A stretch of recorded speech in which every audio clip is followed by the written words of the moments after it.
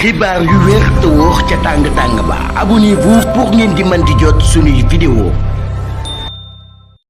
dal leen ak jàmm seen bi di Buzz 221 HD. kii di Père Goumbala di ab leader politique bu kenn dootu présenté ci réew mi di Sénégal bokk ci parti bii di PRP te Déthié Fall di ko jiite yëkkati na ay kàddu daal di koy jëmale si lu ñu oolu Amadou Sall di doomu président Macky Sall ca biir pôle judiciaire et financier. si li ni mel kii di Père Goumbala ne lu ñu oolu Amadou Sall ci biir pôle judiciaire et financier day firndeel kàddu yi nga xam ne Moustapha Cissé Lo yëkkati woon na ko biir assemblée nationale te mu waxoon ko ne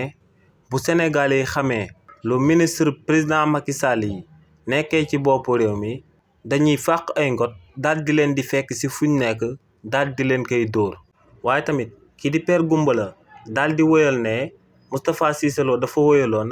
daal di xamal Sénégalais yi tamit que ne am na ay ministres yu bëri ak ay dignitaires yu bokk ci régime président Macky Sall ñoo ngi ay kër biir cité kër góor gi te ne kër yooyee lu sabab ñu daal di ko fay samp ba noppi di ko nëbb askan wi moom mooy que ne ñooñee dañoo amal ay deal ci trafic de drogue te xaalis drogue boobee lañ financé seen kër yooyee ñu daal di am ca biir cité kër góor gi. donc ne luñ oolu Amadou Sall ca biir pôle judiciaire et financier day jox dëgg kookee di Moustapha Cissé Lo ndax ne képp kuñ toppee blanchissement de capitaux kookee ay alal yu lewut la doon jéem a daal di luubal te ne daa jàpp que ne ci alal yooyee trafic de drogue da see daal di bokk. waaye tamit ne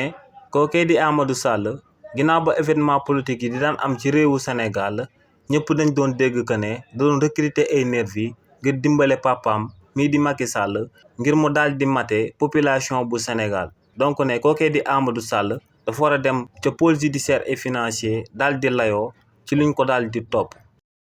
xibaar yu wér te wóor ca tàng ba abonnez-vous pour ngeen di mën di jot suñuy vidéo.